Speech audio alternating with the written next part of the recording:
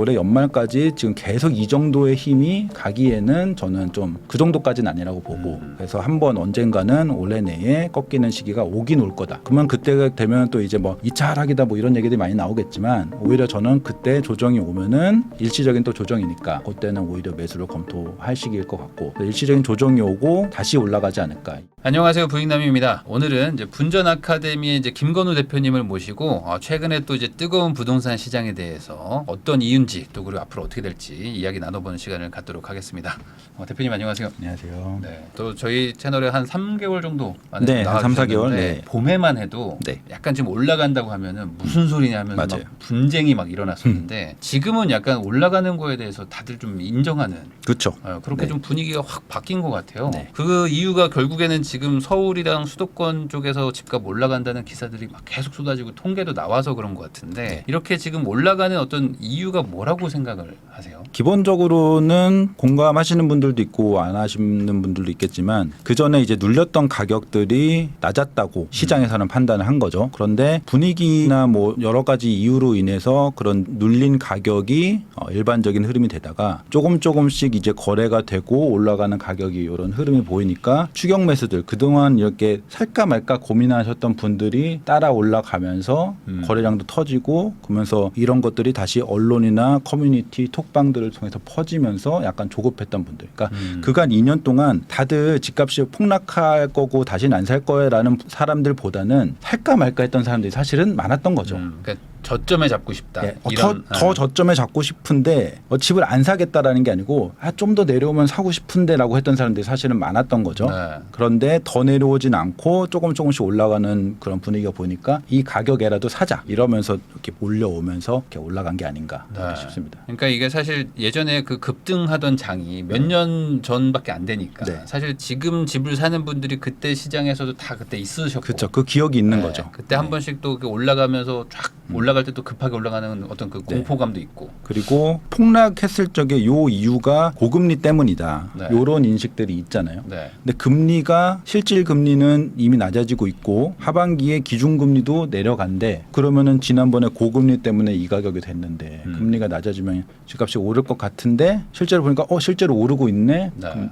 사야지. 이렇게 어떤 매크로적인 지표 흐름하고 시장의 흐름하고 겹치니까 그러면은 사야겠다라는 사람들이 많이 생긴 것 같습니다. 네. 근데 저번에 한번 나오셔가지고도 말씀을 하셨던 것 중에 하나가 이제 사실은 2023년 한 2, 3월, 3, 4월 그때부터 이제 올라가던 추세가 이제 9월쯤에 한번 이제 한번 꺾여가지고 12월, 1월까지 가다가 다시 또 지금 올라가는 상황인데 그러다 보니까 이제 그 중간을 하락기로 봐야 되는 거냐 아니면은 그냥 잠깐 주춤한 거지 1년 반 가까이 지금 이어지고 있는 거냐 뭐 이런 거에 대해서는 지금 좀 어떻게 판단하세요? 저는 기존에도 똑같은 얘기를 지속했었는데 지난 4분기 그러니까 2023년 4분기 때 좀 조정장이 왔었어요. 조정장이 오니까 일부 사람들이 말하는 거는 지금은 하락장이고 23년 초반에 특례보금자리론 등으로 올랐고. 데드캣 바운스가 있었던 것이다 라고 주장을 했는데 저는 반대로 얘기했거든요. 폭락이 한번 왔고 거기서 하락장은 끝났어요. 굉장히 짧고 굵게 왔던 거죠. 폭락장이 딱 왔고 끝났고 거기서부터 다시 반등 혹은 회복장이 있는데 중간에 상승세에서 조정장이 왔던 거예요. 그래서 지금 다시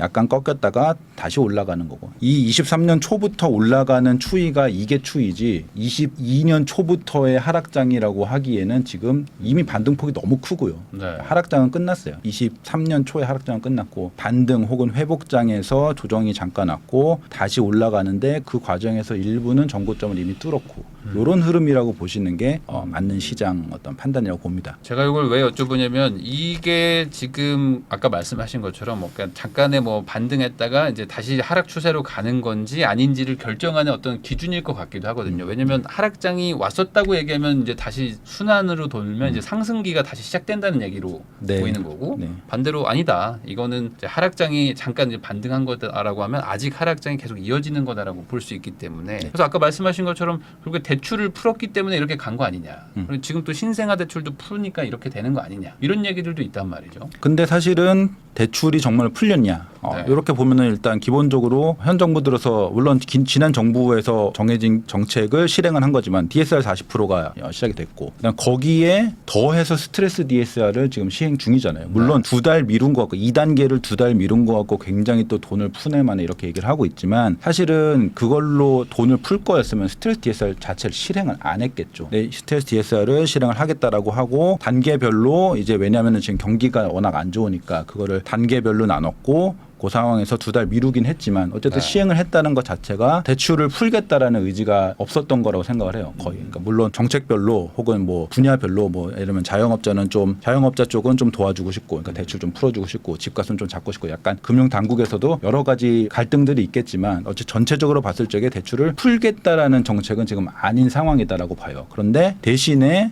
대출을 DSR 40% 플러스 스트레스 DSR로 묶는 게 기본이지만 그러면은 이제 실수요자나 혹은 지금 많이 얘기하고 있는 저출생의 문제에 해당되는 그런 사람들한테는 기회를 주겠다. 지금 사실은 금융 불평등이라는 말이 있거든요. 대출 규제를 묶으면 묶을수록 잘 사는 사람만 대출을 더 받을 수 있어요. 그렇죠. 돈을 많이 버는 사람만 대출을 또 받아서 또 자산을 사고 이런 게 금융 불평등이라고 하거든요. 그러니까 지금 시작하는 청년들이나 어떤 신생아 가구들 이런 사람들한테만 풀겠다라고 해서 그 부분에 정책 대출을 해주는 거고 근데 그걸 가지고 돈을 풀었다고 하기에는 풀린 양이 그렇게 많지가 않다. 그래서 제가 자료를 하나 갖고 왔었는데 네, 한번 보면서 얘기하겠습니다. 작년에 특례 보금자리론 같은 경우에는 실제로 꽤 많이 쓰였어요. 네. 꽤 많이 쓰여서 그것도 상승 요인이고 뭐 다른 것들 금리가 떨어졌다고 여러 가지 상승 요인이 겹쳐서 반등장이 왔다라고 저도 동의를 하는데 신생아 특례 대출 같은 경우에는 여기 표에도 제가 썼지만 요거 발표 나온 거 가지고 제가 계산을 한 건데 6월 21일까지 한 거의 6조 합계를 보면은 뭐 거의 6조 5조 2천억 플러스 6조 7천억이니까 거의 6조 정도가 풀렸는데 사실은 초반에 그 소위 말하는 오픈발로 되게 많이 빌렸고 그런데 그게 대환 대출이 대부분이었어요. 그러니까 전세 대출 일부를 제외하면은 주택 구입 대출 중에는 신규 대출보다는 기존에 비싸게 좀 금리 높게 받은 신생아 가구들이 대환을 해서 금리를 낮추는 목적. 이거는 시장을 움직인다고 보기엔 좀 어렵죠. 그게 이제 2조 3,500억 정도 되고 시작부터 3개월 동안에 신규 대출로 발생시킨 거는 1조 6천억 정도.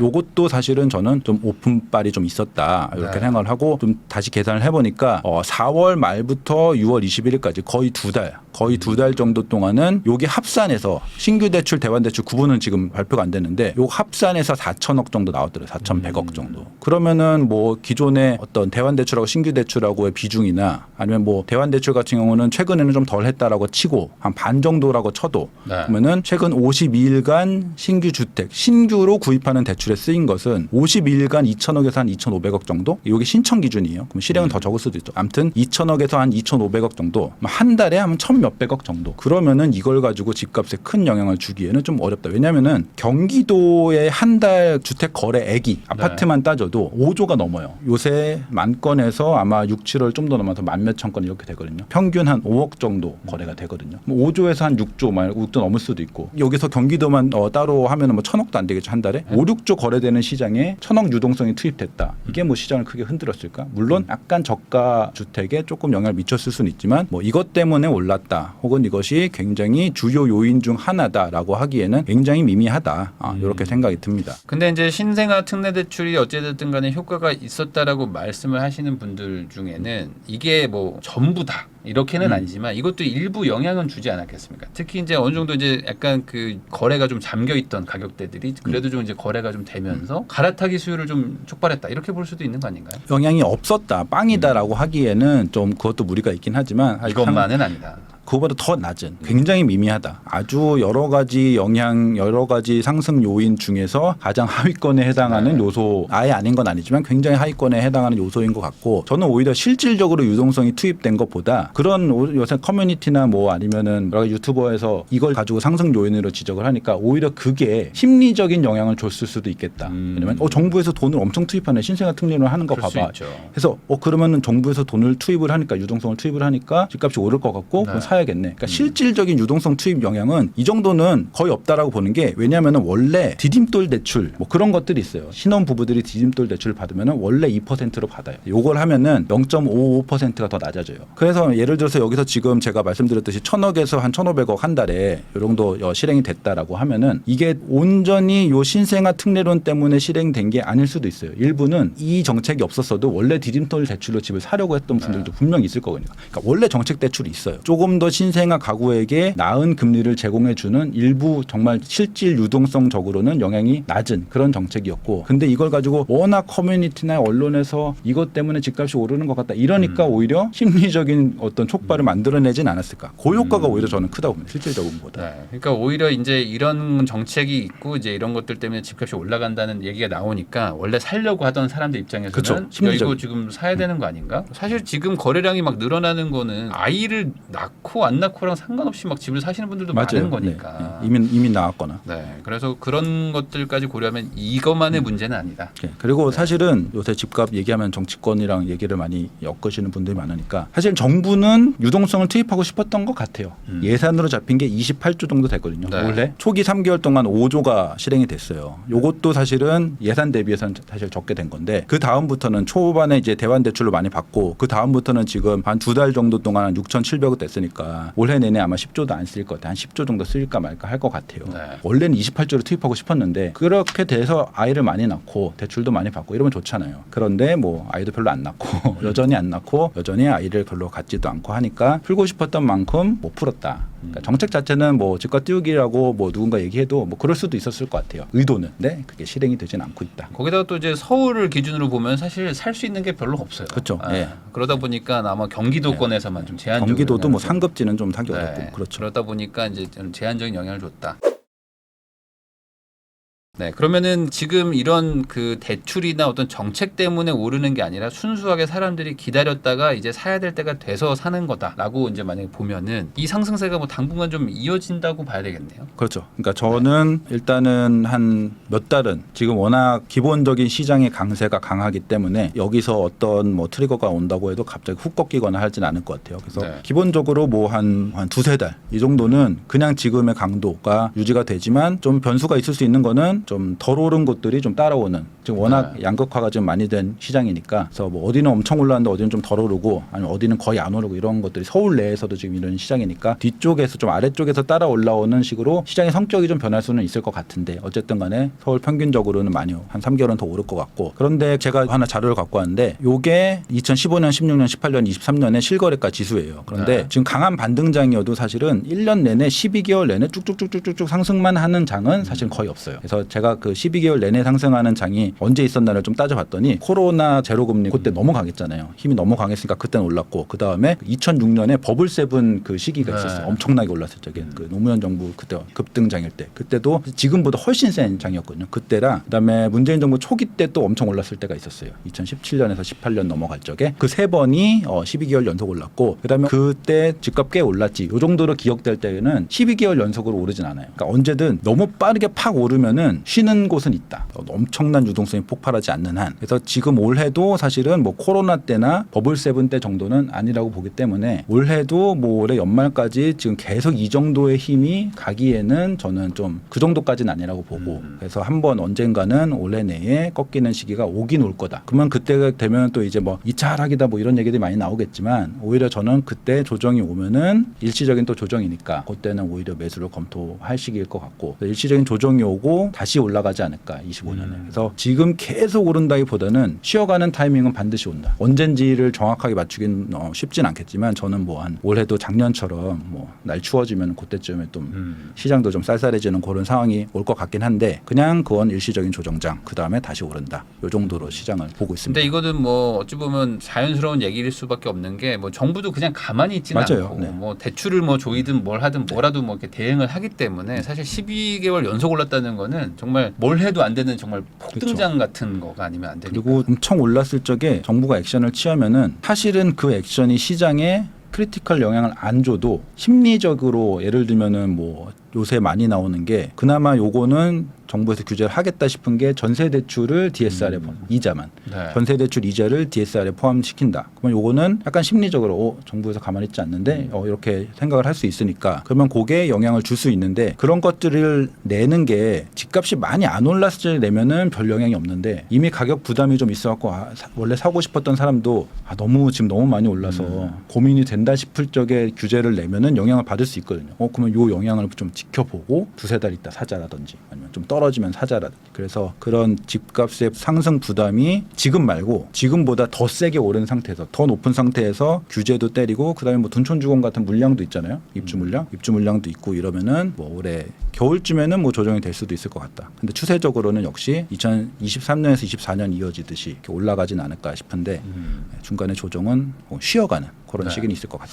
그래서 요즘에 최근에 뭐 현장 얘기들 뭐 이렇게 보면은 계좌를 받는 게 그죠. 쉽지 않다 이런 얘기들도 나오고 뭐 어떤 데는 뭐 배액 배상 얘기도 막 나오고 막 하는 맞아요. 것들을 보면은 약간 시장이 지금 단기 과열의 느낌 이런 것도 있다고 볼 수도 있겠어요. 네. 근데 보통 이제 요 정도 보면은 그런 뭐 배액 배상 혹은 네. 뭐 계좌받기 어렵다라는 게 이제 막 시작되면은 그때는 단기 과열까지는 아니고 요게 좀 더 얘기가 배액 배상이 뭐 여기저기서 막 다 얘기가 언론에서 나오고 막 나와요. 막 나오고 네. 언론에서도 줄 서는 사진. 그렇죠. 뭐 그런 것들이 더 나와야 사실은 과열인 것 같아요. 근데 사실은 저는 지금 그 24년 7월 요 시기가 매수 결정하기가 굉장히 어려운 시기인 것 같아요. 만약에 지금보다 2달 더 올랐어요. 9월이 됐는데 지금 가격보다 훨씬 더 오른 상황이에요. 그러면 저는 망설이고 안 살 것 같아요. 사라고 적극적으로 추천도 못 할 것 같아요. 근데 지금은 혹여 연말에 뭐 조정이 온다라고 해도 앞으로 8, 9월 더 세서 더 올라가면은 그 기간 동안 또 속상하잖아요. 그다음에 네. 조정이 와도 지금보다 쌀 거라는 장담을 못 해요. 네. 2달 동안 오르고 조정이 오면은.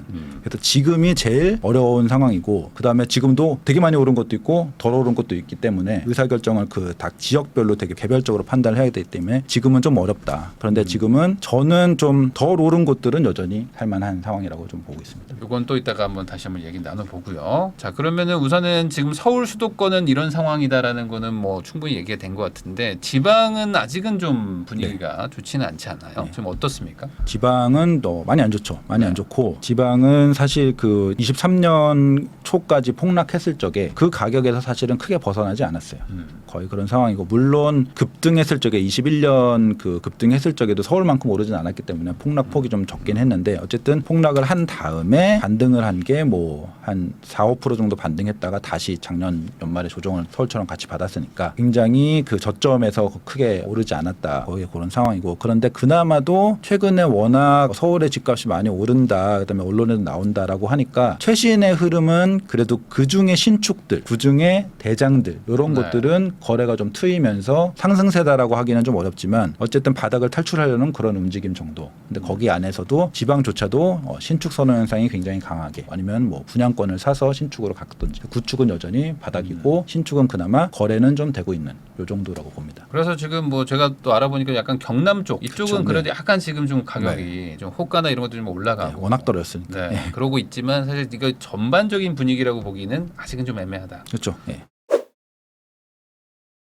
그러면 결과적으로 지금 지방은 뭐 조금 덜 올랐기 때문에 덜 빠졌다 뭐 이런 얘기도 하셨지만은 지금 2024년 7월 기준으로는 지금 완전히 방향이 좀 다른 네, 쪽이란 말이에요. 완전히. 서울 수도권은 지금 약간 과열을 걱정해야 되는 상황이라면 이렇게 계속 벌어지고 있는 요인은 뭐라고 생각하십니까? 근본적으로는 만약에 시장에 딱 맡기면은 벌어지는 게 그냥 일반적이라고 생각을 하고요. 좀 약간 단기적인 분석으로 보면은 지방 같은 경우에는 그 20년, 21년에 그 코로나 광풍 때 지방 투자를 많이 들어갔어요. 그리고는 떨어졌잖아요. 그러니까 물린 사람들이 많은 거예요, 지금. 그 23년에 지방도 반등이 있긴 했거든요. 실거래까지 기준으로 보면 한 4%에서 5% 정도 일단은 반등을 했었어요. 그리고 다시 떨어진 건데 약간 오르려고 하면은 물린 투자자들이 탈출하려고 하는 거죠. 주식도 본전되면은 그 지지선이라고 네. 본전되면은 딱 이렇게 매물벽을 맞고 다시 던지거든요. 그러니까 지금은 물려 있는 투자자들이 많아서 그걸 뚫고 올라갈 만한 힘이 있어야지 지방이 올라갈 수 있는데 계속 매물이 나오는 거예요. 예를 들어 강남 같은 경우는 정반대예요. 그러니까 기존에 15억 이상 대출 금지였던 곳들은 거긴 투자자들이 사실 들어가지 않았어요. 않았고 실거주만 들어가고 그다음에 심지어는 그땐 대출이 안 됐으니까 영끌에서 대출을 많이 받아서 들어가는 사람들 별로 없잖아요. 그러면 금리가 오르던 말던 버티는 사람들이고 일부 역전세난 맞은 사람들이 급매로 던졌는데 그게 22년 말에 끝난 거예요. 그리고는 이제는 버틸 수 있는 사람들만 거기 존재하니까 거기는 매물들이 조금 소화만 되면은 가격 올리고 또 소화되면 가격 올리고 이게 가능한데 지방이나 혹은 경기 외곽지 같은 경우에는 좀 거래가 됐어요. 또 나와. 네. 거래가 됐으면 또 나와. 그렇기 때문에 지금 기본적으로 수급, 이 시장에서의 수급 상태가 지방이나 경기 외곽 쪽에서는 굉장히 어렵다. 요거 하나랑 그걸 깰려면은 지금 역사적으로 서울이나 수도권 핵심지랑 지방이랑 양극화가 된 사례들은 꽤 있었어요. 근데 아까 말씀드렸듯이 버블 세븐 같은 경우에는 서울과 경기 최종적으로는 수도권은 다 올랐거든요. 뭐 일산까지 다 올랐는데 그때는 데이터를 봐도 그렇고 실제 실거래가들을 봐도 그렇고 부산이든 대구든 어디든 다 안 올랐어요. 이렇게 그냥 평범해요. 쫙 이렇게 가요. 서울은 이렇게 올라가고 엄청 했는데 그 금융위기가 터지고 나서 규제 다 풀고 나서 2009년도에 수도권만 묶었어요. 지방은 어느 정도로 규제가 풀렸냐고 하면은 DTI까지 해제가 됐거든요.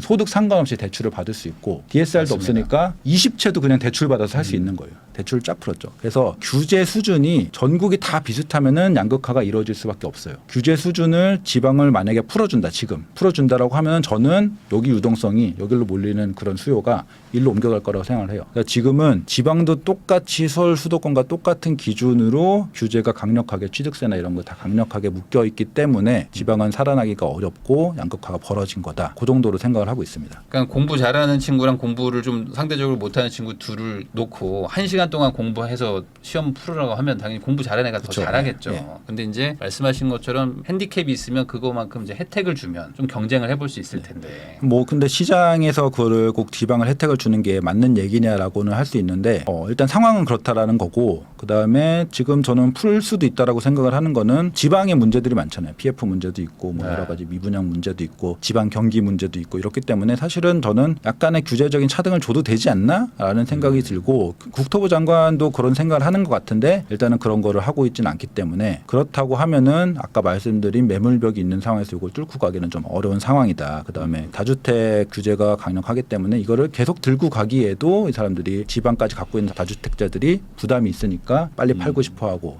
이런 수급 상황과 규제 상황 이 두 가지가 원인이라고 네. 봅니다. 사실 그 예전에 보면은 코로나 때 뭐 그리고 이제 유동성 막 풀렸던 뭐 21년 요럴 때 빼고는 이제 보통 서울이 오르면 지방은 잠잠하고 지방 오를 땐 또 서울이 또 맞아요. 막 죽을 쓰고 뭐 이러면서 이제 반복을 해왔는데 지금도 약간 그런 분위기지 않은가 생각해 보면은 다시 약간 정상적으로 돌아온 건가라고는 생각도 뭐 들기도 듭니다. 조건이 똑같으면은 그냥 양극화가 되는 것 같아요. 근데 조건을 지방이 유리하게 해주면은 그때 갑자기 정반대로 가기도 하죠. 지방만 급등하고 서울은 네. 잠잠하고. 그래서 지금 예, 규제상으로 봤을 맞아요. 때는 서울이 자연스럽게. 좀 더 강화가 될 수밖에 없는. 네, 지금 거기다가 이제 또 최근에 또 한국은행 총재도 얘기를 했지만 이제 약간 금리 내리는 시그널들이 막 더 나오고 있어요. 그래가지고 금리 인하가 이제 예정이 돼 있다라고 볼 수도 있는데 실제로 금리가 이제 내려가면 어쨌든 올라간 거 기준으로 치면 거의 한 2년 정도 금리 상승기를 계속 겪다가 이제 처음으로 꺾이는 건데 이게 시장에는 어떤 심리에 좀 영향을 준다고 보십니까? 일단은 심리적으로는 조금 영향을 줄 것 같아요. 왜냐하면 앞서 말씀드렸듯이 고금리 때 집값이 떨어졌다.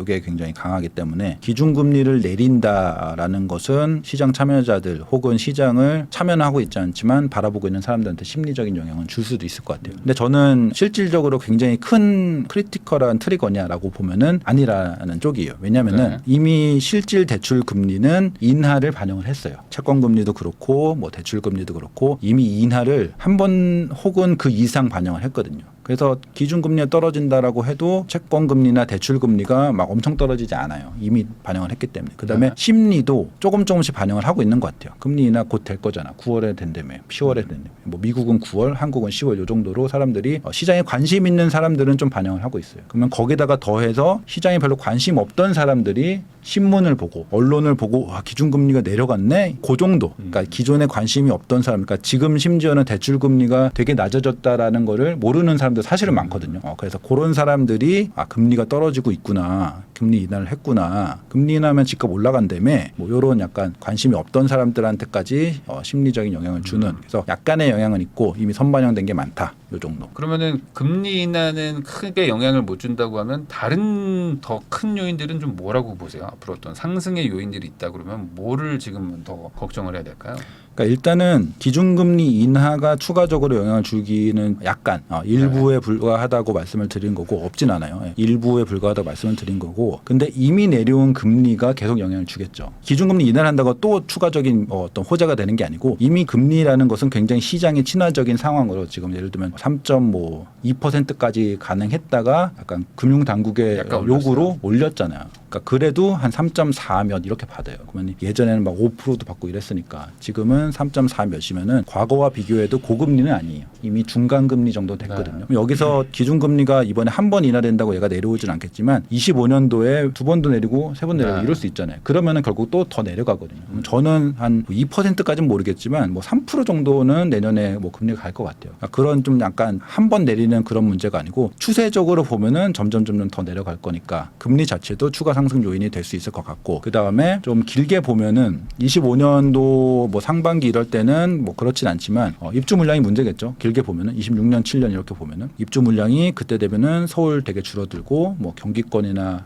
지방도 25년부터 많이 네. 줄어들고 이러면은 분명히 또 그게 또 추가 상승 요인으로 작용하지 않을까. 그럼 반대로 지금 어떤 하락 요인이라고 볼 만한 거에 뭐 있을까요? 어떤 아직 없거나 아니면 뭐 이런 게 예상을 해볼 수도 있다. 이런 게 있으면 하락이 될 수도 있다. 이런 게 있을까요? 근본적으로 완전 시장이 꺾여서 누군가 말한 것처럼 뭐 2차 하락이 되고 폭락이 오고 이런 요인들은 없을 것 같고 근데 아까 말씀드렸듯이 단기적으로 보면은 단기 반등 자체가 사실은 하방 압력을 줘요.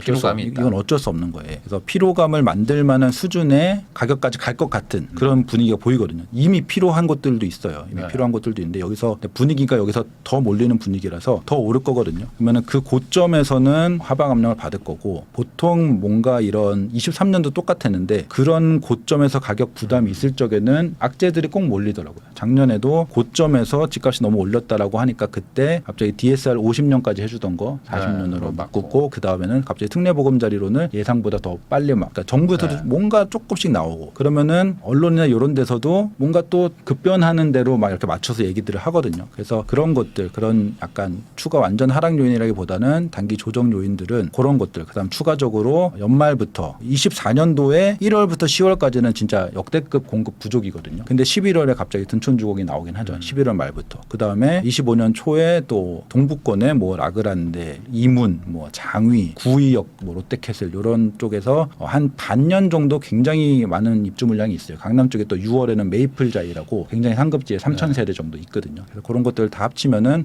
내년도는 24년 1월부터 11월 한 말까지 물량이 굉장히 적은 게 시장에 상방 압력을 강하게 줬잖아요. 그러면은 이제 물량이 많았을 적에 적어도 이 상승 압력 요 요인은 없어지는 거죠. 굉장히 센 하방 압력이라기보다는 그 전에 상승 압력을 줬던 상승 요인이 소거되는 그런 흐름은 25년도에 있을 거예요. 그래서 저는 25년도에는 올해만큼의 강한 상승장은 없을 거라고 생각을 해요. 근데 그렇다고 뭐 굉장히 떨어지는 하락장이라고 보진 않지만 올해가 더 강하다 이렇게 생각을 하고 있습니다. 약간 쉬어가는 타임일 수도 있고 그쵸. 그리고 이제 이미 또 반등을 한 상태에서 더 가는 거기 때문에 맞아요. 그래서 사실은 아까 말씀드렸듯이 2년 동안 달린 거거든요. 중간에 잠깐 쉬고 그렇기 때문에 25년도 같은 경우에는 물량도 있고 떨어지지 않을 건데 24년이 더 강하긴 할 것 같아요. 지금 실제로 너무 강하니까.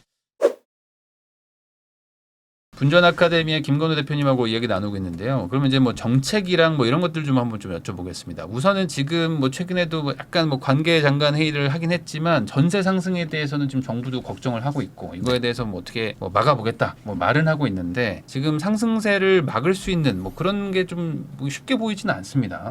이게 공급으로 해결을 해야 된다고 하는데 이 전세 상승세 어떤 이유는 지금 뭐라고 보십니까? 뭐 근본적으로는 그냥 가장 기본적인 두 가지가 있죠. 금리가 내려가고 공급이 없고 입주 물량이 없고 이 두 개는 가장 중요한 건데 가장 중요한 것이 극단적으로 금리가 굉장히 빨리 떨어졌고 입주 물량이 정말 부족하고 서울 기준으로 보면은 뭐 그래서 이 두 가지 요소가 이렇게 되면은 다른 어떤 부수적인 요소는 어떻게 되든 간에 올라갈 수밖에 없거든요. 24년은 거의 정해진 전세 상승 시기였다라고 보고 이거는 뭐 계속 지속될 것 같아요. 계속 지속될 것 같고 그나마 물량이 앞서 말씀드렸듯이 둔촌주공으로 그나마 좀 공급이 되면은 그때는 뭐 상승세가 꺾이던 뭐 약간 조정이 오던 어쨌든 물량 측면에서는 그나마 해결이 좀 될 수 있을 것 같습니다. 그 한 만 세대 물론 뭐 적은 양은 아니지만 그렇다고 해서 막 엄청난 영향을 주는 수량이냐라고 하면 또 애매할 수도 있고 특히 이제 또 지역적으로 우측에 쏠려 있고 막 이러다 맞아요. 보니까 이제 서울 전체 뭐 수도권 전체로 봤을 때는 또 한계도 있을 것 같기도 한데 그러면은 25년은 그래도 조금 입주량이 좀 있으니까 전세 상승세도 그럼 같이 조금 쉬어가는 분위기가 내년에 좀 나타날 수 있을까요? 저는 전세가 25년도에도 오를 거라고 보긴 해요. 물량이 물론 24년보다 훨씬 많긴 하지만 기본적으로 또 금리는 계속 내려가고 그다음에 이 임대차 입법 그리고 네. 계약갱신 청구권에 사실은 지금은 전세 시장을 분석을 할 적에 임대차 입법으로 인해서 계약들이 묶이는 시기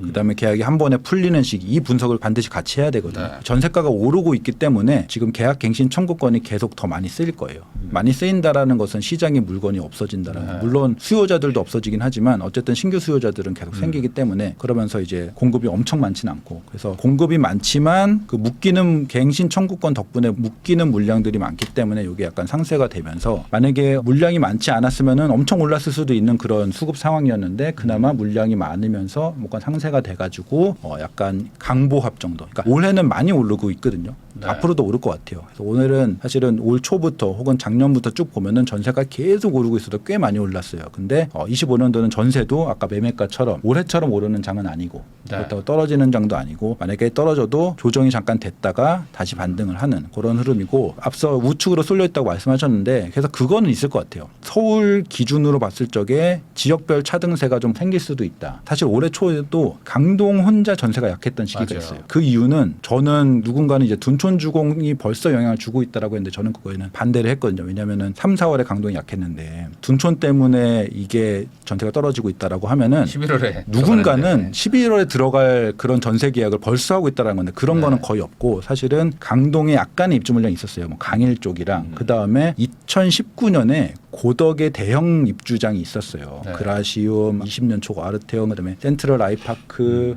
베네루체 이게 다 들어왔거든요. 그다음 명일 솔베뉴도 그 주위에 들어왔고 그래서 이것이 한 번에 계약갱신 청구 쓰고 풀린 물량이 24년 초에 터졌어요. 23년 말 24년 초에. 그래서 그게 영향을 되게 많이 미치고 거기다가 신규 물량 강일 쪽이 있었기 때문에 복합적으로 봤을 적에 전세가를 누르는 영향이 있었거든요. 그래서 그런 식으로 내년도에도 서울 전체적으로는 좀 오르는데 혹은 강보합인데라고 하지만 어딘가 국지적으로 떨어지고 있는 곳들이 생길 수 있다라고 보고 아무래도 아무리 지금 많이 오르고 있으니까 전세도 오르고 매매도 오르고 이러니까 야 둔촌 중원도 별거 아니겠네 이렇게 생각하시는 분들도 많은데 저는 그런 건 또 아니라고 봐요. 물량은 물량. 12,000세대는 또 12,000세대 이걸 얕볼 수는 없다고 보기 때문에 그 시기에 강동구나 아니면 둔촌은 사실은 저는 행정구역상으로 강동이라고 해서 꼭 강동이라고 볼 수는 없다고 보거든요. 분명히 송파까지 영향을 미친다고 봐요. 둔촌주공. 그래서 강동 송파 쪽이 내년 초 올 연말에는 좀 괜찮다고 쳐도 내년 초쯤에 좀 영향을 좀 줄 수 있지 않을까. 지역별로 좀 다르게 봐야 될 그런 부분이 있다. 네. 거기다 뭐 실거주 의무도 좀 일부 지원을 시켜놨기 때문에 맞아요. 전세 물량들이 나오는데 이게 웬만한 어떤 한 구에서 나올 만한 물량이 막 전세로 쏟아지는 거니까 맞아요. 네. 그 영향이 뭐 없진 않겠죠. 네. 그리고 그 실거주 의무 묶인 게 일반 분양자들이 3년 후면 들어가야 되니까 이 물량들은 2년짜리 전세거든요. 또 쌀 거예요. 일반적인 조합원 물량보다 훨씬 쌀 거예요. 딱 보기에 전세 거래된 가격이 몇 억 이렇게 딱 찍히니까 그게 심리적으로 주변에 뭐 고덕이나 헬리오나 이런 데 전세 영향을 미칠 수 있죠. 약간 조금 멀리 가더라도 신축인데 시세도 싸면 아무래도 약간 좀 그쵸. 무리해서라도 네. 이사 갔다 다시 오자 뭐 이런 그쵸. 수요들도 있을 네. 것이고 네. 그게 이제 지역에 좀 영향을 미칠 것이다. 근데 그럼에도 불구하고 어차피 입주장이 또 끝나면 다시 또 시세가 또 막 회복되고 막 하는 것들이 있으니까 전반적으로는 이 전세 시장이 안정되려면은 결국에 공급이 꾸준하게 있어야 맞아요. 되고 네. 뭐 이거 계약 안 하면 뭐 다음에 또 저기 신축 가지 뭐 이런 좀 마음이 좀 편해지는 게 있어야지 좀 시세가 좀 안정이 될 텐데 지금 공급 부족에 대한 얘기들은 계속 나오고 있잖아요. 그러면 이 정부가 공급하겠다고 하는 어떤 대책들 뭐 23만 6천호 뭐 공급한다고 하는데 이런 거에 대해서는 좀 어떻게 평가를 좀 내릴 수 있을까요? 뭐 엉망이죠. 엉망. 사실 공급한 적이 별로 없어. 네, 엉망이고 올해 내내 그런 어떤 선언은 많이 했어요. 전에 국토부 원희룡 장관 때도 공급을 엄청 하겠다고 했어요. 거의 뭐 270만 원, 정부 네. 출범할 때도 270만 원 얘기도 했고 그 다음부터 뭐 3기 신도시 빨리 하겠다 뭐 얘기 많이 했고 박사부 장관 바뀐 후에도 공급 많이 하겠다라고 했는데 진행되는 게 없어요. 그러니까 준공이 되는 게 없는 거는 둘째치고 사업이 진행되는 게 없어요. 그리고 LH의 뭐 올해 공공주택 이런 실적들 완전 바닥이라고 계획 대비 50% 했다 40% 했다 이 정도가 아니고 아예 한 자릿수거든요. 퍼센테이지로 보면은. 그래서 거의 하고 있지 않고 미래에 대한 공급 대책 어떤 정책들 보도자료 나온 걸 봐도 현실성 별로 없고 그냥 말만 하는 그런 수준이라고 보고. 근데 사실은 뭐 안타까운 부분도 있는 게 어쩔 수 없는 거예요. 지금 안 되는 거거든요. 그러니까 하고 싶어도 안 되는 부분이 있는 거거든요. 정부라고 해서 세금을 쏟아 넣을 수 있는 것도 아니고 LH는 또 뭐 부채도 많고 해서 공사비는 너무 올랐고 땅값은 그렇다고 뭐 그 토지 보상할 적에 엄청 싸게 살 수 있는 것도 아니고 그래서 여러모로 해서 지금 정부 주도의 공급을 하기는 쉽지 않은데 그렇다고 민간들은 더 못하고 있는. 왜냐하면 민간들은 어쨌든 집값이 지금 오르고 있으니까 사업성이 조금씩 회복이 될 수도 있는데 건설사나 이런 뭐 돈을 투입할 수 있는 그런 금융사들 이런 쪽의 상황이 지금 사실 너무 안 좋거든요. 그래서 그쪽에서 이건 진짜 알짜다. 이전 쪽들만 들어가요. 그래서 웬만한 곳들은 지금 사업이 시작 자체가 안 되는 상황이라서 공공이든 민간이든 지금 뭐 될 수가 없다. 뭐 누구 탓을 할 게 아니고 상황이 그렇게 됐다. 사실 지금 이렇게 뭔가 사업성이 조금 좋아지더라도 들어갈 수가 없는 게 지금 쌓아놓은 지금 이 그쵸. 악재들 예. 예, 이런 부실 물건들을 처리를 해야 되는데 지금 뭐 예. PF 해결 안 되고 지금 미분양도 있고. 망하지 않는 걸 걱정해야 될 회사들이 네. 굉장히 많기 때문에 안 되는 거예요. 그럼 이렇게 보면은 지금 공급이 이제 공공에서도 쉽지 않고 민간에서도 쉽지 않으면 사실 뭐 누가 돈을 뭐 갑자기 하늘에서 떨어지는 게 아니면 공급은 못 하는 거지 않습니까? 네. 그럼 이 상태로 가게 되면은 또 한 몇 년 뒤에 또 공급 부족, 뭐 대란 이런 얘기들이 또 나올 텐데 그냥 이거는 뭐 방법이 없는 건가요? 방법이 없습니다. 없고, 그러니까 저는 구체적으로는 세부적으로는 방안들이 있다라고 생각을 하는데 할지 안 할지 모르니까 지금 새로 사업을 시작을 해갖고는 없어요 방법이. 네. 방법이 없고 제가 뭐 다른 방송에서 그냥 공급만 가지고 1시간 동안 얘기한 방송이 있었는데 그때 대안으로 제시한 거는 새로 시작하는 곳들의 인센티브나 이런 걸 제시해서 2031, 2년쯤에 준공이 될까 말까 한 그런 사업들을 정책을 하지 말고 지금 진행되고 있는 것들의 인센티브를 줘서 그나마 거기를 빠른 준공을 시켜라. 예를 들면은 3기 신도시가 어쨌든 토지 보상 끝나고 토지를 확보를 해놓고 어느 정도 그다음에 토지 조성하는 공사들도 하고 이랬거든요. 어쨌든 간에 가장 빨리 대규모 공급할 수 있는 거는 이미 늦었지만 그래도 3기 신도시예요. 근데 3기 신도시가 용적률이 그렇게 높진 않아요. 그러니까 다 신도시는 다 용적률이 높지 않잖아요. 300% 이렇게까지 하는 게 아니고 뭐 평균 한 220%이 정도 될 거예요. 그럼 낮은 건 180%. 그거를 용적률 한 20%만 올려줘도 3기 신도시 전체의 용적률이 20% 올라가는 거면은 원래 공급할 수 있었던 것에 10%를 더 공급할 수 있잖아요. 이런 식으로 이미 진행하고 있는 사업들의 손을 좀 대야지 나름 빠르게 공급을 할 수 있고 또 하나는 오세훈 시장 같은 경우에는 재개발 재건축 활성화로 인센티브 주고 용적률 올려주고 이런 걸 하잖아요. 근데 그런 것들이 이제 정비 계획을 수립을 하고 조합을 설립도 안 한 상태의 이런 정말 초기 단계들 이런 사업들의 인센티브를 줘서 사업을 많이 시작을 하게 하겠다 이런 거거든요. 그런데 그런 거 말고 진행하고 있는 곳들이 있잖아요. 물론 이거에 대해서 또 투기꾼한테 뭐 돈을 주는 거다 뭐 인센티브 이런 요구를 할 수 있겠지만 공급이 부족하면 나중에 더 급등으로 올 수 있으니까 현재 진행하고 있는 정비 사업들 중에 여기 조금 더 인센티브를 주고 거기에 공공주택도 또 지을 수 있게 하면 좋겠다라고 싶은 입지적으로 예를 들면 굉장히 상업지에 가깝게 있다던가 그러면은 거기에 뭐 일부 동에 뭐 400%까지 주거나 500%까지 줘서 뭐 랜드마크 타워도 만들고 거기에 공공주택도 넣고 이런 식으로 하면은 그것들은 한 29년 뭐 30년 28년 이럴 때 준공될 수 있잖아요. 그러니까 지금 진행되고 있는 정비 사업들의 인센티브를 주는 거 이런 것도 하나의 대안이 될 수 있다라고 합니다. 지금 얘기되는 건 다 너무 초기 사업들이나 그러니까 재개발 재건축이 10년 뒤에나 그쵸. 들어올 만한 것들. 여기에 설사 성공적인 어떤 사례가 된다라고 해도 35년 6년 이때 되잖아요. 그러면은 뭐 그 전에는 어떻게 해요? 그러니까 뭐든지 이미 진행되고 있는 쪽을 건드려야 된다. 그래야지 그나마 5, 6년 내에 공급이 될 수 있을 거다. 이런 생각을 하고 있습니다. 사실 지금 뭐 공사비가 올라간 게 어쨌든 뭐 사실인데 그러면 이제 기존에 사업 진행하고 있는 곳들 입장에서는 사업성이 그만큼 이제 무조건 떨어진 거잖아요. 그렇죠. 똑같은 거를 지어도 이제 그러면 최소한 그거라도 보전을 해줘야지 할까 말까인데 그렇죠. 사실 그런 게 없다 보니까 기존에 공급하려고 하는 데들도 안 되고 신규도 잘 안 되고 그러다 보니까 이제 그러면 이대로 가면 나중에 폭등 오고 막 이런 것들도 반복되니까. 근데 그 설득이 참 어려운 것 같아요.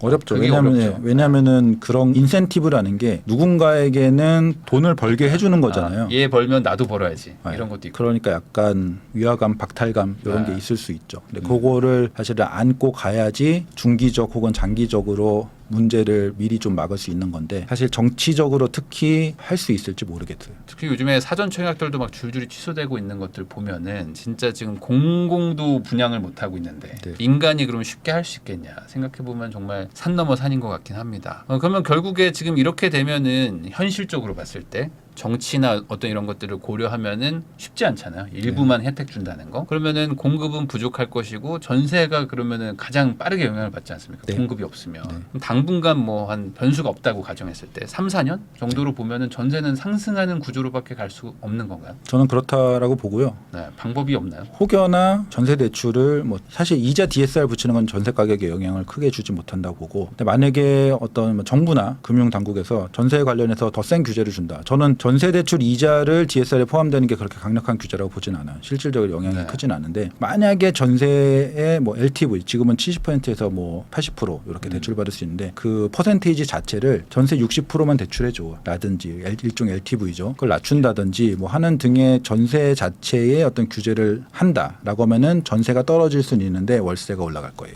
그러니까 평균 그 전반적인 임대료 자체를 낮출 수 있는 거는 공급이 부족한 상태에서는 전 방법은 없다. 근데 아주 천천히 이걸 빨리 하면은 굉장히 큰 부작용으로 문제가 생기고요. 역전세나 전세 사기 뭐 이런 거 다 난리가 그렇죠. 나고. 근데 전세 위주에서 월세 위주로 아주 천천히 장기적인 플랜으로는 정책적으로 만들 수도 있을 것 같아요. 근데 이거는 급격하게 하면 안 되고, 물론 정권이 바뀌니까 될 수 있을지 모르겠지만 이상적으로 보면은 한 10년 이상의 플랜으로 전세 위주에서 월세 위주로 바꾸겠다라고 하면은 천천히 대출도 건드리고 뭐 그런 식으로 해서 하는데, 임대료 전체적으로 낮추는 방법은 공급 외에는 없다. 그리고 그게 만약에 된다고 치면은 거꾸로 이제 신규 공급을 또 위축시켜 버릴 수 있잖아요. 그쵸. 또 분양도 안 될 네. 것이고 그렇게 되면은 더 문제가 되니까. 네. 결국에 지금 얘기를 하면 할수록 이건 어떻게 해결하냐. 집을 짓는 수밖에 없죠. 뭐 그리고 뭐 저는 그런 것도 약간 제시를 했었는데 이것도 많이 비난을 많이 하시더라고요. 예를 들면은 어떤 겁니까? 비아파트 쪽을 주거용으로 살려주는 게 좋을 것 같다는 생각을 하거든요. 그렇죠. 네. 그게 이제 역할을 할 수 있어요, 분명히. 지금 사실은 지금 전세가 상승에 빌라 포비아가 영향을 주고 있다라고 하잖아요. 빌라 말고 지금 완전 시장적으로는 죽어 있는 오피스텔, 그다음에 생활형 숙박시설 이런 것들이 사실은 지금 굉장히 아파트에 가깝게 만드는 상품성이니까 그게 네. 그렇게 만든 그런 오피스텔이나 생활형 숙박시설 뭐 도생 이런 것들이 많거든요. 그런 것들을 좀 더 활성화가 될 수 있게 뭐 규제적으로, 지금은 약간 그분들이 약간 소유주분들이 불만인 게 나쁜 정책들만 받고 있다. 취득세는 높고 뭐 주택수는 잡히고 네. 뭐 이런. 뒤통수 맞은 그렇죠. 개념이 된 그러니까 그런 것들을 조금 풀어줘가지고 전세가 너무 올라가면은 그쪽에도 사실은 되게 좋은 뭐 아파텔이나 생숙 이런 곳들이 많거든요. 근데 지금 생숙에는 전세 못 들어가잖아요. 전입도 못 하고. 그러지 말고 그런 곳들에도 가서 가족이 거주할 수 있게. 한시적으로라도. 그렇죠. 예를 들어. 그렇게 해서 뭐 만약에 전세 대신에 인근의 생숙으로 들어가도 거기서 전입하고 학교 다니고 할 수 있으면은 저는 그게 가장 빠른 공급 대책이 될 수 있거든요. 뭐 예를 들면 마곡에도 지금 뭐 있잖아요. 아주 난리한 그거는 이제 대출도 안 된대요. 이제 생숙이라서. 근데 네. 그것도 대출 받고 전세자금 대출도 받을 수 있어 들어갈 수 있다라고 하면은 강서에 공급은 없지만 지금 서울의 서쪽에 너무 공급이 없어요. 거기에 1,000몇백 개 정도 되는데 갑자기 공급이 생기는 거잖아요. 이런 식으로 좀 전향적인, 그러니까 여러 가지 좀 넓게 시장을 바라보면서 좀 대책을 세울 수 있지 않을까 해서 좀 비아파트 쪽에 규제를 풀고 전세 공급을 해줄 수 있지 않을까라는 네, 생각입니다. 사실 비아파트가 거의 50%가 넘기 때문에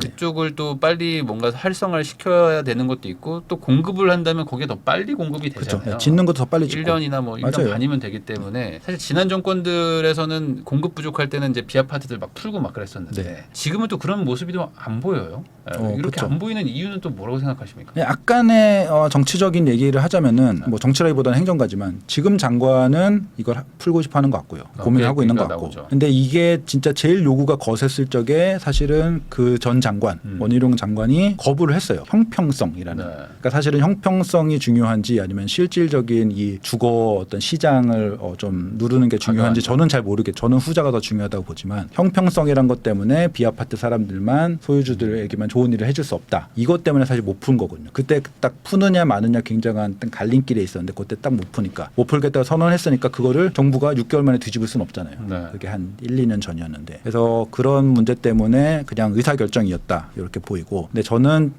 이번 장관은 비아파트 규제에 대해서 완화를 해야 된다라고 생각을 하는데, 정치적인 어떤 표심이나 이런 이슈에서 규제 완화를 지금 집값이 오르고 있는데 규제 완화를 하는 게 맞느냐, 이런 거 눈치를 좀 보고 있는 게 아닌가. 풀 수도 있을 거라고 생각을 하는데 표심의 영향, 지지율의 영향 이런 거 눈치를 보고 있는 것 같다. 이런 방법도 있지 않을까요? 그러니까 임대사업자가 지금 사실상 좀 유명무실화가 되긴 했는데 이거를 좀 약간 전향적으로 다시 한번 좀 혜택을 많이 준다는 개념으로 가서 그러면 이제 취득세나 이런 것들, 그러니까 주택수에서 빼버리는 식으로 만약에 갈 수 있으면 다주택자들이 이제 비아파트들을 막 사러 갈 것이고 네. 그렇게 되면 이제 어쨌든 분양이 또 활성화가 되니까 비아파트 시장의 전세 사기 이런 것들도 빠르게 좀 해소가 되면서 네. 시장이 좀 정리될 수 있다 이런 얘기도 있는데 임대사업자에 또 한번 또 크게 한번 당한 분들도 많고 그래서 임대사업자 쪽에서 해결할 수 있는 방안은 어떻게 보십니까? 이게 현실 가능성이 있는지. 잘 구성하면은 워킹 해가지고 전세가나 월세 급등을 조금 낮출 수 있는 어떤 영향을 미칠 수 있을 것 같은데 임대사업자라는 것 자체가 너무 지난 정부 때 이슈가 됐어요. 너무 큰 이슈가 됐어요. 이럴 게 아닌데 너무 이것 때문에 집값이 다 오른 것처럼 양도세를 안 낸다고? 뭐 예, 이러면서 이것 때문에 다 집값이 오르고 투기꾼들한테 과도한 혜택을 준다. 이런 포지셔닝이 지금 굉장히 강하게 박혀 있거든요. 이거는 더 특히 아파트 쪽은 더 풀기 어려운데 그나마 뭐 비아파트 쪽으로 하는 거는 저는 일단 정책적으로는 효용이 있을 것 같아서 네. 뭐 그런 쪽 만약에 정 안 된다. 정 이게 어떤 정치적인 이슈나 혹은 뭐 어쨌든 눈치가 보이니까 안 된다라고 하면은 뭐 지방 수도권 나눌 수도 있을 것 같아요. 아니면 서울은 뭐 배제를 한다든지 그런 정책이 있어서 서울은 어쨌든 집값을 건드릴 수 있다. 아니면 뭐 여러 가지 반발이 있을 수 있으니까 비서울만 하든지 뭐 이런 식으로 좀 디테일한 어떤 조율을 통해서 임대사업자도 지금보다는 더 풀어주는 식으로 갈 수 있지 않을까. 그러면 그게 누구 돈 벌게 하는 게 아니고 시장을 조금 안정화시키는 데 도움을 주지 않을까. 어차피 저는 이거 뭐 이렇게 비서울의 비아파트 이런 거 푼다고 해서 막 돈 끌어모으고 이런 상황은 전혀 아니라고 보거든요. 네. 그런 심리도 아니고 그래서 그런 것들은 좀 잘 해주면 좋지 않을까라는 생각합니다. 네, 저도 예전에 임대사업자도 있었고 뭐 강제 말소도 당한 입장에서 제가 굳이 이 입장에서 생각을 해본다면 전 단기 임대사업 예전처럼 이제 4년짜리 그렇죠. 이런 것들을 이제 부활을 시켜가지고 10년 하라 그러면 사실 못 하거든요. 근데 한 4년 정도 그 정도로 해가지고 세금 뭐 이제 이런 것들 많이 좀 혜택을 준다 하면은 약간 그래도 좀 공격적으로 해볼 사람들이 조금 들어가면서 이거 괜찮겠는데 하면서 약간 그래도 좀 살아나지 않을까. 결론적으로 지금 대표님하고 얘기를 하다 보면은 한 개 가지고는 해결이 안 되고 네, 뭐 이거 저거 뭐 지금 급한 것들 다 끌어다가 우선 막아야 된다. 약간 이런 식으로 정리가 좀 되는 것 같기도 합니다.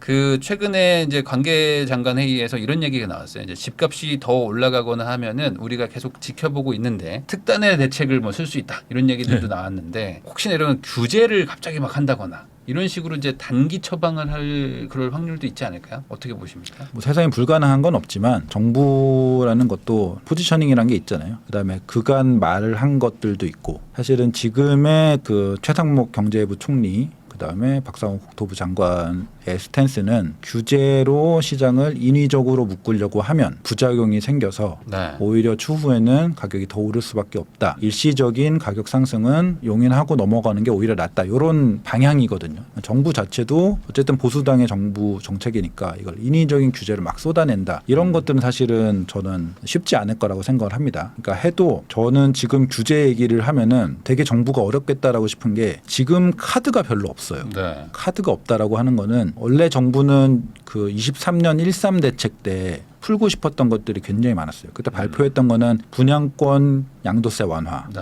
그다음에 그냥 주택도 단기 양도세 1, 2년 내에 팔면은 완화해 주는 거. 단기 양도세 완화. 그다음에 취득세도 원래 중과는 유지는 하지만 반으로 낮추는 거. 취득세 중과 완화, 네. 실거주 의무 폐지 뭐 이런 것들을 다 추진을 했거든요. 근데 다 이제 국회에 막혔잖아요. 그래서 지금 뭔가 완화를 하려고 해도 국회에 막히고 강화를 하기에는 지금도 지난번에 완화하려고 했던 게 다 막혔기 때문에 이미 이 장관분들이 생각하기에는 오히려 지금 규제가 너무 강한 거예요. 너무 강한데. 여기서 추가적인 대책을 내세우고 더 규제를 강한다 이러면은 본인들이 했던 뱉은 말이 전혀 앞뒤가 안 맞는 거고 그래서 세금 이런 데에 강한 규제책을 쓰기는 어려울 것 같고 뭐 물론 뭐 더 큰 정치적인 뭐 표심 이런 거를 위해서 일부 하는 척은 할 수 있겠지만 그런 것들이 과거처럼 과거 정부처럼 강력하진 않을 수 있겠다라는 생각이 들고 저는 오히려 정책을 쓴다라고 하면은 지방 쪽은 오히려 완화를 시켜주는 그래서 너무 지금 양극화 이런 현상이 강하니까 여기에 어떤 너무 강한 상승세를 좀 분산시켜주고 그러면서 여기에 PF 문제나 미분양 문제, 지방 경기 문제 이런 것들도 좀 해결하는 식으로 가지 않을까. 물론 정부가 뭐 또 돈 풀기네 뭐 어떤 투기꾼 살리기네 뭐 이러면서 욕은 먹을 수 있겠지만 정부의 지금까지 보여준 스탠스를 보면은 오히려 여기에 완화, 지금 양극화에서 뒤처져 있는 이런 쪽의 완화를 더 하지 않을까라는 생각을 합니다.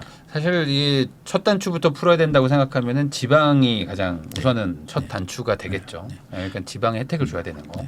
저는 근데 그나마 이번 정부에서 어떤 규제를 강화한다라고 하면은 또 대출 규제 강화일 것 같아요. 당장 정부가 할 수 있는 것들 중에 정부가 할 수 있는 그런 부분이기도 하고 이것은 가계부채 문제. 지금 집값이 오르면은 반드시 같이 나오는 게 가계부채 문제거든요. 네. 가계부채가 급증을 하고 그러니까 집값이 올라서 잡겠다라고 하면은 누군가는 규제로 잡는 게 맞아? 막 부작용이 생길 거예요. 뭐 이런 것도 있고 지금 장관분들의 생각도 그렇고 근데 가계부채가 높아 이거는 다들 그러면 잡아야지. 이게 공감대가 형성이 될 수 있거든요. 네. 그렇기 때문에 지금도 사실은 DSR에 스트레스 DSR까지 있지만 뭐 요걸 좀 땡길 수도 있고 혹은 LTV를 약간 풀었었는데 LTV를 낮출 수도 있고 가계부채가 너무 높아지고 있으니까 대출 규제를 하겠습니다. 이것은 뭐 좌우 가리지 않고 뭐 그럴 수도 있지. 뭐 틀린 얘기를 하는 건 아니야. 뭐 그렇게 될 것 같아서 사실은 대출 규제 쪽이 조금 더 가능성이 있지 않을까. 네. 당장 공급이 뭐 이렇게 대규모로 방법이 없다면 사실 그 가격을 잡을 수 있는 방법은 이제 대출 규제, 그러니까 돈줄을 좀 막아가지고 단기적인 어떤 충격을 주더라도 막는 것밖에 없으니까 그쪽에 대한 유혹이 또 생길 수가 있긴 하겠죠.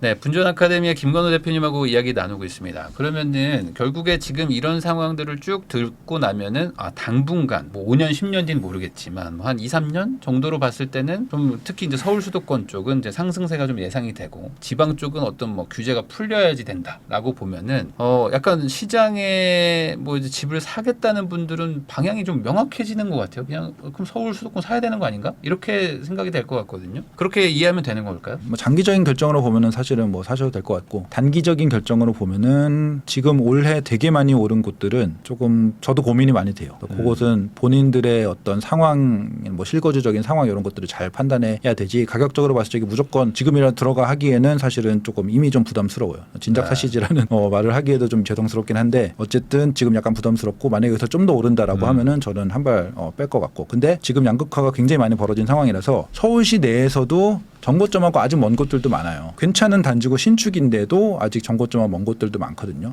그런 것들은 저는 뭐 충분히 살 수 있는 시기고 경기도 같은 경우에도 경기도에 괜찮은 곳, 뭐 역세권이라서 뭐 서울 접근하기도 충분히 좋고 그러면서 호재도 있고 뭐 신축이고 이런 곳들은 저는 충분히 사서 안정적으로 거주하시다 보면은 갭 메우기도 어느 정도 완전히 갭을 다 메울 수는 없지만 흐름상으로는 갭을 메우면서 좀 올라갈 수 있는 그런 단기적인 흐름으로 봐도 지금 나쁜 타이밍은 아니다. 그래서 지역별로 좀 그런 생각을 다르게 할 수 있을 것 같아요. 네, 그러니까 지금 이미 10%가 오른 지역인데 여기에 지금 들어가서 10% 더 오르기가 쉽지 않을 수 있다. 네. 그러니까 오히려 지금 안 오른 곳들을 가서 약간의 뭐 5, 6%라도 오를 그 갭이 좀 여지가 있는 곳. 사실은 10%가 문제가 아니고 전고점에 닿은 곳들이 좀 있거든요. 전고점이 있죠. 나오고 전고점이라고 하는 거는 21년도에 그 코로나 시장 그런 것들은 사실은 10%도 아니고 진짜 23년 초와 비교하면은 30%가 그렇죠. 올랐죠. 30% 30%가 이거를 중간에 잠깐 조정받고 이렇게 올랐기 때문에 그런 곳들은 그러니까 약간 전고점 기준을 봐도 될 것 같아요. 전고점에 잠실은 50% 올랐어요. 그렇죠. 저점 그렇죠. 기준으로 보면. 그럴 수 있죠. 네.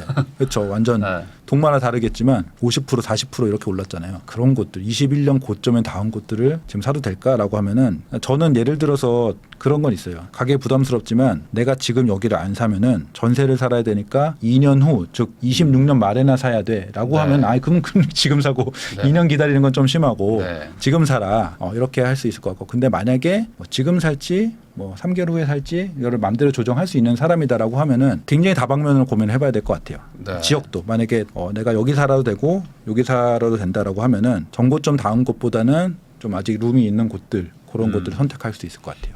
근데 이제 이런 거 있지 않습니까? 그 전고점이라는 게 이제 아마 시청하시는 분들도 제 질문을 궁금해하실 것 같은 게 전고점이라는 게 그때는 막 대세 상승장이었으니까 막 올라갔던 건데 이게 단순히 전고점을 이제 다시 회복 못하는 지역들도 분명히 있을 거거든요. 당분간은. 네. 근데 이거를 구분하기가 참 어렵잖아요. 네네. 네, 그래서 이게 무조건 전고점 높았던 거를 가라라고 말하는 건 또 아니지 않습니까? 그렇죠. 그러니까 그게 어렵죠. 그게 어려운데, 그러니까 그것도 사실은 그 올랐을 적에, 그러니까 21년 상승장뿐이 아니고 사실은 뭐 17년부터 21년까지 쭉 올랐던 거잖아요. 그때 처지지 않았던 곳들이 있거든요. 뭐 예를 들어서 뭐 그냥 굳이 지금 지역을 하나 말씀드리면은 고덕 요새 많이 오른 강남 3구는 아니지만 굉장히 많이 오른 곳들이 고덕인데 고덕과의 어느 정도 갭을 이렇게 유지하면서 약간 벌어지면 또 따라가고 벌어지면 따라가고 이런 흐름들이 지난 상승장에도 있었어요. 올해 같은 경우에는 고덕 엄청 빨리 올라가는데 뭐 신길은 지금 오르긴 올랐는데 그 정도는 아니었어요. 뭐 그렇다고 하면은 고덕과 신길을 비교하지 않아도 지금 신길 사도 돼요라고 하면 보면은 신길은 지금 뭐 나쁘지 않은 타이밍인 것 같아요. 이렇게 얘기할 수 있겠죠. 그래서 지난 상승장 때의 흐름을 잘 보시고 여기는 늦더라도 오르는 곳인 것 같다.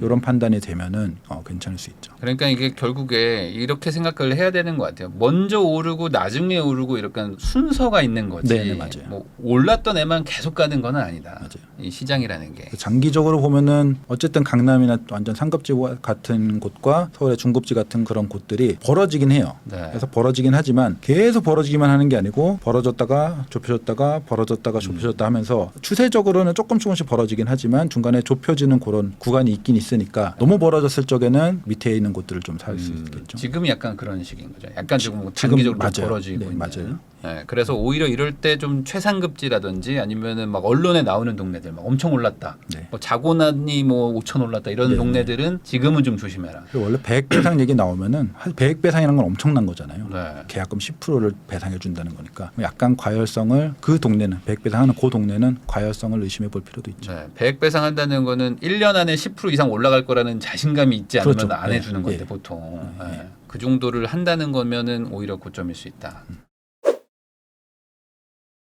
근데 이런 얘기는 항상 있어요. 무리해서라도 결국 좋은 거 사라. 약간 2등이나 3등 전략을 지금 하라는 거일 수 있잖아요. 네. 지금 말씀하신 게. 근데 그렇게 해봐야 결국에 나중 가면은 결국 아까 말한 이 격차가 계속 벌어지다 보니까 지금 뜨는 데가 어찌 보면 좀 그 지역에서는 또 상급지일 가능성이 높고 네. 그러니까 차라리 그냥 그거 사고 잊어버려라. 이런 얘기도 있거든요. 이거에 대해서는 어떻게 생각하십니까? 그러니까 뭐 무리의 기준에 따라 다르긴 한데 아무튼 갈 수 있는 버틸 수 있는 가장 좋은 곳에 가라는 말은 맞는 말이긴 해요. 맞는 말이긴 한데 저는 뭐 상담 같은 걸 하거나 네. 뭐 지인들하고 얘기를 하면은 플랜을 봐야 되거든요. 만약에 이 집에 딱 들어가면은 나는 이 집에서 12년 정도 예를 들면 애가 이제 초등학교 들어가는데 초중고 다 보내고 한 12년 정도는 살 거야. 네. 라고 하면은 정말로 제일 좋은 곳에 들어가는 게 맞는 것 같아요. 중간에 뭐 여기서 뭐 초등학교 뭐 예를 들면 한 4학년쯤 되면은 한 4년쯤에 내가 상급지로 갈아탈 거야라고 하면은 단기적인 가격의 흐름을 좀 더 예민하게 봐야 되거든요. 그러니까 예를 들어서 지금 좀 덜 오른 곳들을 산 다음에 나중에는 갭이 좁혀졌을 적에 팔아서 갈아타기를 한다든지 네. 이런 식으로 여기에 장기 거주를 안 할 생각이면은 조금 더 사이클 흐름상의 분석을 좀 하는 게 좋고 근데 나는 이번에 이사를 가면은 쭉 살 거야라고 하면은 진짜 무리해서 지금 단기적으로 좀 벌어졌건 아니면은 뭐 급등을 했건 간에 그냥 사실은 좋은 데 사는 게 맞긴 합니다. 근데 이런 얘기를 아마 들으시면은 대부분의 어떤 그 일반인 분들은 이게 구분이 잘 어려워요. 그렇죠. 네네. 실거주도 하고 싶고 투자도 하고 싶고 뭐 이렇거든요. 뭐 이러잖아요. 그러면 이거를 어떻게 뭐 기준이 있을까요? 아니면 단순화를 해야 될까요? 그 정도 되면은 사실은 네. 지금 뭐 짧은 지금 유튜브 영상에서 그걸 설명드리기가 되게 어렵긴 하죠. 그래서 사실은 지역별로의 어떤 가격 흐름의 특성 같은 것들을 공부죠. 사실 공부를 좀 하고 연구를 좀 아니면 그냥 해오시면. 투자성만 생각해야 될까요? 투자성만 우선은. 예를 들면 저는 뭐 이런 것들을 많이 추천하기도 해요. 덜 오른 것들을 사고 덜 오르지만 어쨌든 내가 거주하기 일단 기본적으로 괜찮아야겠죠. 괜찮지만 덜 올라서 상승 여력이 좀 보인다. 이런 것들을 산 다음에 그러면은 원래는 더 좋은 데를 사고 싶었는데 여기가 너무 도망간 거잖아요. 네. 이렇게 지금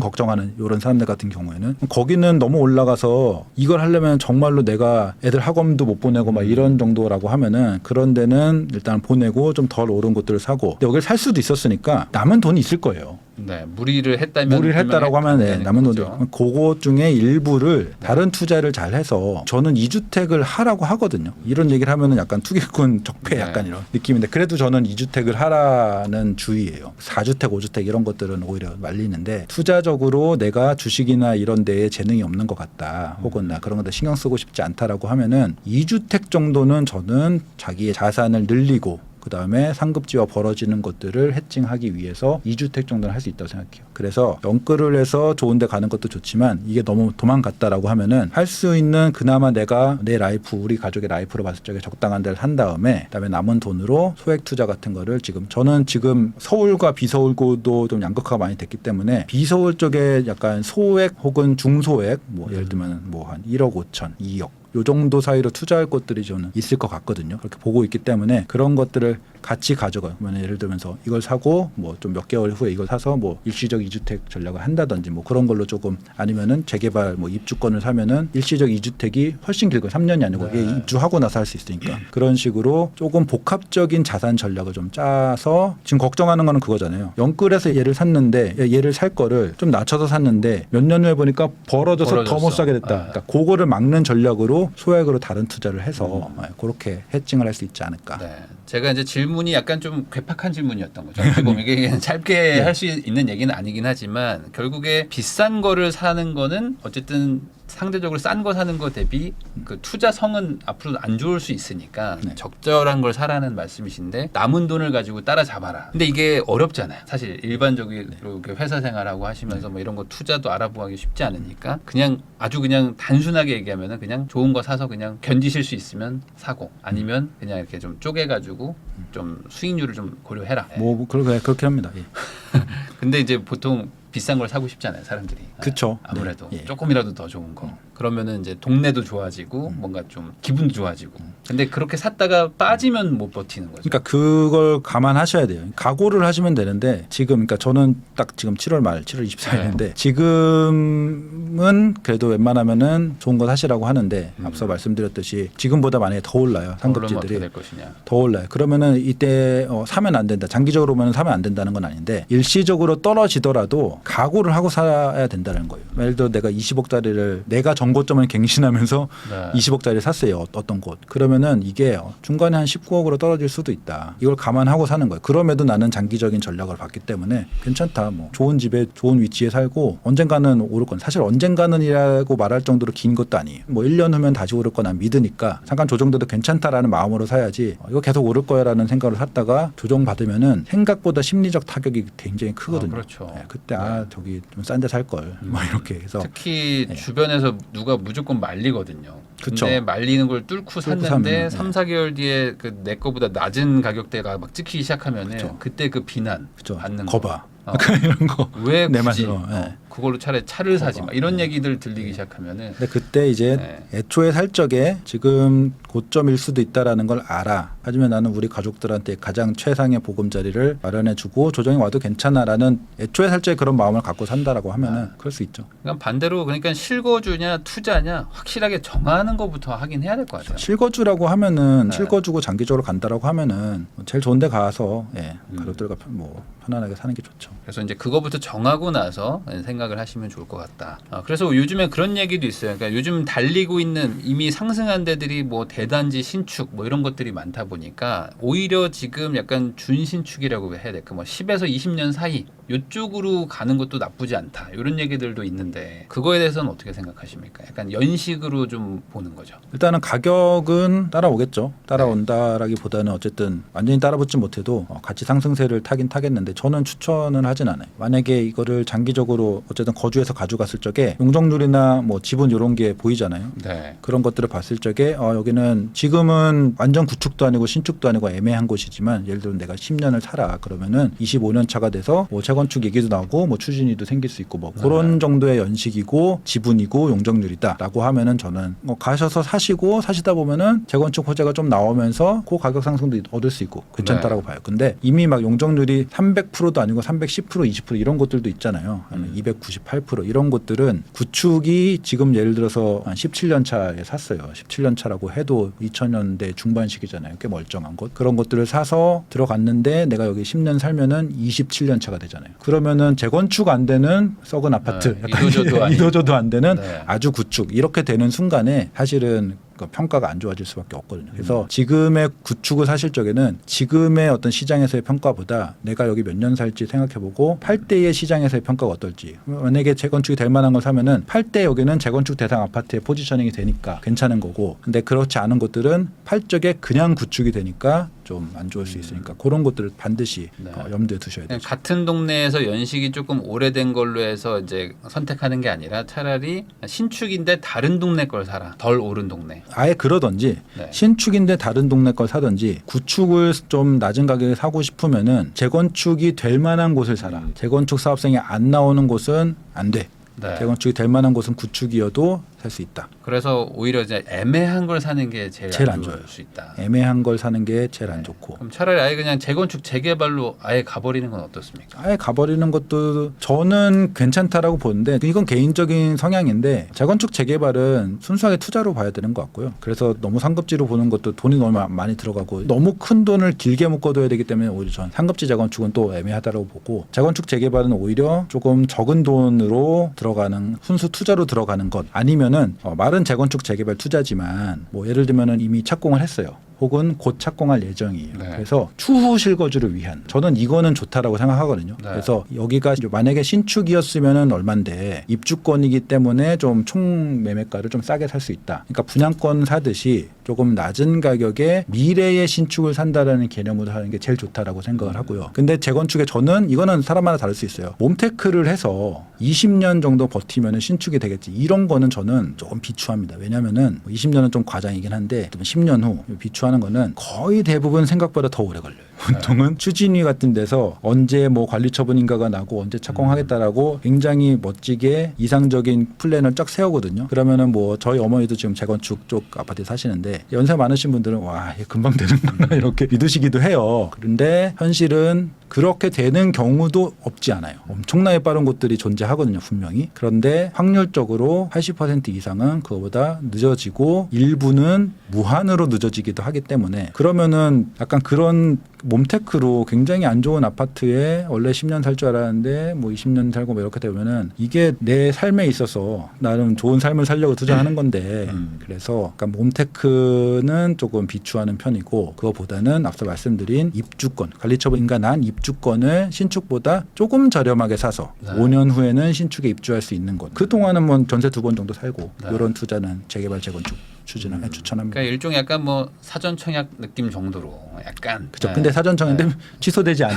취소되지 않는 사전 무산되지 청약 않은. 정도의 느낌으로. 그렇죠. 그러니까 이해하시는 분들은 뭐 뭔 소린지 아실 겁니다. 너무 이제 몸테크 하시는 분들은 굉장히 큰 수익을 감안하시는 거예요. 내가 여기 오래 몸테크 하면은 엄청 큰 수익이 나겠지. 근데 그런 것보다는 약간 싸게 사는 그런 투자로 가는 게 낫지 않을까. 실제로 몸테크를 해가지고 큰 수익이 난다는 거는 이제 금액으로는 그럴 수 있지만 수익률로 치면은 맞아요. 기간과 기간을 수익률로 치면은 생각하면 그렇죠. 그렇게 큰 맞아요. 건 또 아니에요. 맞아요. 2배 올라야 본전 정도 그렇죠. 되는 거. 거기다가 스트레스 생각하면은 또 네. 그러면 이제 아까 잠깐 말씀하셨던 것 중에 이제 2주택을 할 수도 있다. 약간 조금 작은 거 사고 남은 돈 가지고 뭐 1억 5천 2억 가지고 살 수 있다. 이런 게 얘기를 해주셨는데 뭐 단순히 얘기해서 한 1억 5천 정도로 투자를 한다. 그러면은 어떤 수준의 물건들을 지금 얘기를 하시는 거예요? 경기도 쪽에도 1억 5천, 1억 8천 뭐 이 정도면은 앞서 말씀드린 예를 들면 한 5년은 4년 후 그러니까 네. 이게 이미 공사에 곧 들어간다. 뭐 예를 들면 2주 끝났고 막 철거하는 중이다라고 하면은 철거 기간하고 뭐 착공하고 이러면은 딱 4년 후 정도면 입주하거든요. 근데 이미 철거를 하고 있다라고 하면은 변수는 거의 없어진 거죠.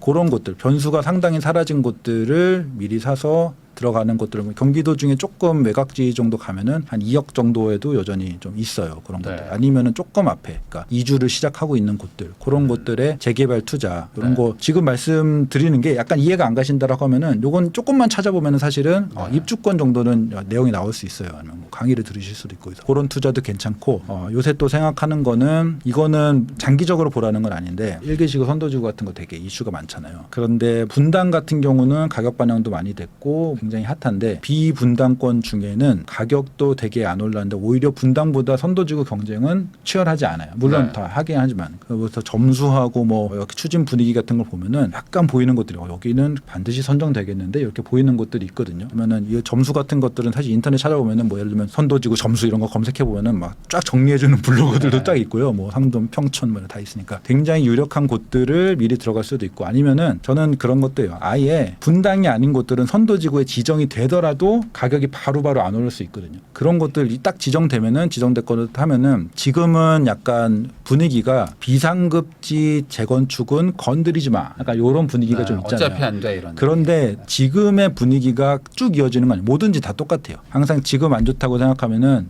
영영 안 좋을 것 같고 지금 좋으면 영영 좋을 것 같은데 그렇지 않거든요. 시장은 계속 변하니까 지금 그런 오히려 안 좋은 분위기 속에서 확실히 정책적인 메리트를 탁 받았을 때 예를 들면 선도직으로 딱 선정이 됐다 이러면은 그때 약간 호가가 오를 수는 있죠. 근데 그걸 잡고 그러면 만약에 그 선도지구가 조합 설립이라도 된다 이러면 되네 이렇게 되잖아요. 그러면 분명히 일확천금은 아니더라도 그런 비분당 어떤 선도지구 이런 데는 투자금이 되게 작아요. 말씀하신 대로 1억 5천도 아니고 1억 정도로 들어갈 수 있는 것도 있어요. 1억 1천, 1억 2천 이런 것들. 수익률적으로 보면은 웬만한 주식 투자보다는 네. 훨씬 나을 수 있고 그다음에 지금 이게 괜찮을 수 있다라고 얘기한 거는 지금 가격이 그런 어떤 호재를 반영하고 있지도 않고 시장 자체는 그런 수도권 외곽지에 물이 들어오지도 않았고 하기 때문에 가격이 또 한번 빠지기도 했었고. 이미 빠진 상태잖아요. 네. 그래서 이거는 손해를 보기도 쉽지 않아요. 그러니까 만약에 최악이 보합이다. 그러면은 좀 이거는 안정적인 어떤 투자적으로 1억 천금까지는 아니더라도 뭐 안정적으로 1억 넣어서 뭐 한 2년 후에 뭐 한 6천 정도 올랐다. 이러면 네. 좋은 투자잖아요. 네. 뭐 그 정도의 생각을 할 수 있지 않을까. 그 일기 신도시에 대해서는 많은 분들이 좀 의견이 분분하긴 한데 아까 말씀하신 것처럼 재건축이라는 건 또 분명히 다시 올 거거든요. 네. 그 2014년도만 해도 재건축 절대 하지 마라 이런 기사들 많습니다. 그렇죠. 아니, 절대 끝났다 우리나라 재건축 끝났다 했는데 결국 다시 오는 것처럼 시장의 어떤 시간이 해결해 주는 게 아닌가라는 생각도 좀 듭니다.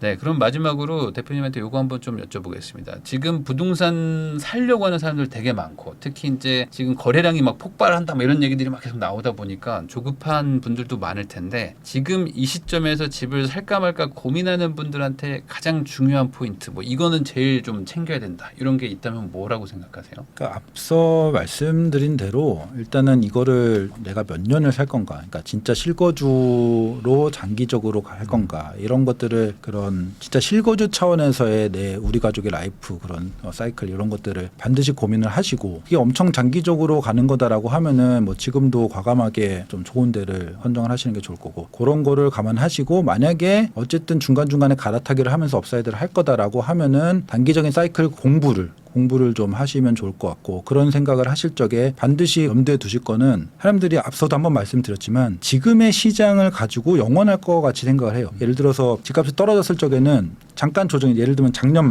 12월쯤에 하락기가 왔더니 뭐 조정기가 왔잖아요. 그렇게 많이 떨어지지 않았는데 한 5% 정도 떨어지고 거래가 한 서울 1,800건이면 거래가 잘 안 됐잖아요. 그러면은 이게 계속될 것 같다라는 말이죠. 그러니까 못 사는 거잖아요. 그러니까 거래량이 안 터지는 거잖아요. 그런데 반대로 지금은 막 남들도 다 사고 막 이러고 막 다 오르고 그러니까 또 영원히 오를 것 같아요. 근데 시장은 변한다. 시장은 변하고 지역적으로도 굉장히 변한다. 그거를 꼭 염두에 두시면 좋고 단기적으로는 계속 그런 들쭉날쭉한 시장이 계속 반복이 되면서 추세적으로는 오르니까 장기적으로 봤을 적에는 좋은 거를 사셔서 추세적으로 언젠가 들쭉날쭉하더라도 추세적으로 오르는 거를 취하시고 근데 내가 막 중간중간 갈아타기를 해서 내가 자산 상승을 좀 복잡하게 어떻게 하겠다라고 하면은 그런 중간에 변곡점들이 분명히 올 것이고 그런 사이클이 과거엔 어떻게 하는지 좀 공부를 해보시고 조언을 얻을 때가 있으면 조언도 얻으시고 장기적으로 안 볼수록 공부를 많이 하신 다음에 지금 당장 외수를 해야 돼서 공부할 시간이 없다라고 하면은 뭐 전문가한테 상담을 받을 수도 있죠. 혹은 주변에 이미 투자를 많이 하는 그런 잘 아는 사람들하고 상의를 할 수도 있고 그래서 공부를 하든지 뭐 상의를 하든지 굉장히 쉬운 거니까 다시 말씀드리면은 실거주로 장기로 볼수록 쉽고요. 그렇죠. 결정을 하시면 돼요. 제일 쉽죠 그건. 그냥 의사결정을 하시면 돼요. 제일 좋은 거,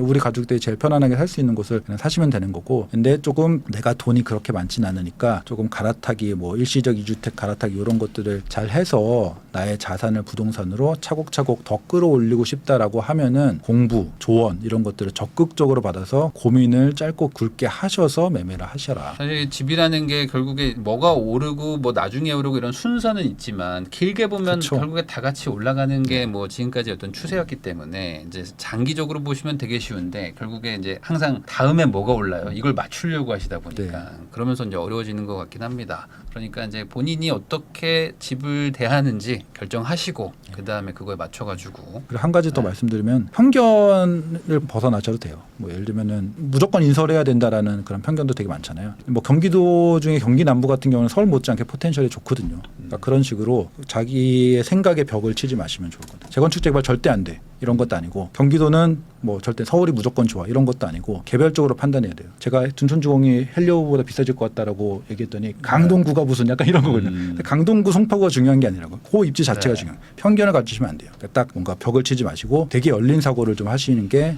좋은 선택을 하는 게 도움이 될 수 있을까. 가장 먼저 버려야 되는 편견이 행정구역이죠. 맞아요. 행정구역부터 저는 버리면 됩니다. 맞아요. 서울시 뭐 네, 이런 거에. 그런 거부터 버리는 게 이제 부동산의 시작이다. 이렇게 정리도 할 수 있을 것 같습니다. 지금까지 김건우 대표님과 함께 지금 이제 하반기 부동산 시장부터 앞으로 어떻게 또 전세 매매가 움직일지 그리고 이 상황에서 우리는 뭘 해야 될지 이야기 한번 나눠봤습니다. 귀한 시간 시청해 주셔서 다시 한번 감사하다는 말씀 전하면서 저도 인사 나누도록 하겠습니다. 오늘 나와주셔서 감사드립니다. 네, 감사합니다.